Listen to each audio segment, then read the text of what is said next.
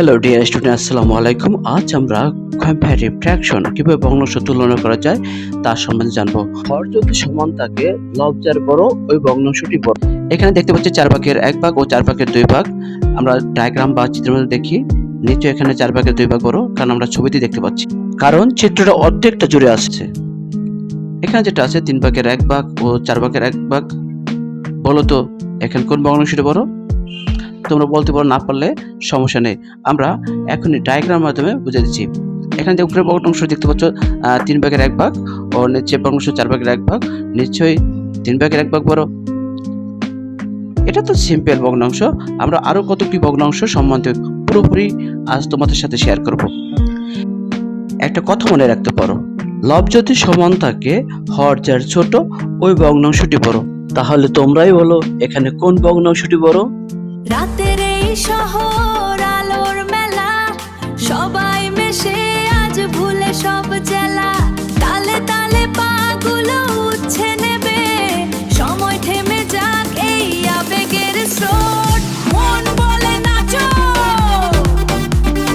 নাচো, থাম, আর নাচা দরকার নাই। এবার আমরা অন্য কিছু শিখি। যতই বড় ভগ্নাংশ হোক না কেন, এখানে দেখো উপরের লব দুটি সমান। তাহলে আমি এখানে কি দেখতে পাচ্ছি? 97 নিশ্চয়ই ছোট 98 থেকে। তাহলে 97/1 হবে বড়। নিচের ভগ্নাংশ লক্ষ্য করি, এখানে লব কিন্তু সমান আছে 10-10। তাহলে হর যেটা ছোট হবে সেই ভগ্নাংশটি বড় হবে। তাহলে 98 থেকে 97 ছোট, 97/10 বড় ভগ্নাংশ।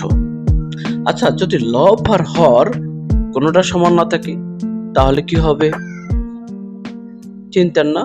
তাহলে আমরা কিভাবে বড় ছোট নির্ণয় করব তা আজকে জেনে নিই। সেক্ষেত্রে নিয়ম হচ্ছে, দ্বিতীয় ভগ্নাংশের হর দ্বারা প্রথম ভগ্নাংশের লবকে গুণ এবং প্রথম ভগ্নাংশের হর দ্বারা দ্বিতীয় ভগ্নাংশের লবকে গুণ। সেক্ষেত্রে দ্বিতীয় ভগ্নাংশের হর আছে 9, তার 9 দ্বারা 5কে গুণ, তার গুণ করলে হবে 5 নং 45। এবং প্রথম ভগ্নাংশের হর আছে 6, এই 6 দ্বারা 7কে গুণ, তাহলে 6×7=42। তাহলে 45 বড়, তাহলে 5/6 মানে 6/5 বড়। কি বুঝতে পারলে তো? তাহলে আরো কিছু আমরা উদাহরণ দিই, তোমরা একটু ভেবে চিন্তে দেখো তো, দেখো তোমরা পারো কিনা। না পারলে সমস্যা নাই, আমি করে দেখাচ্ছি।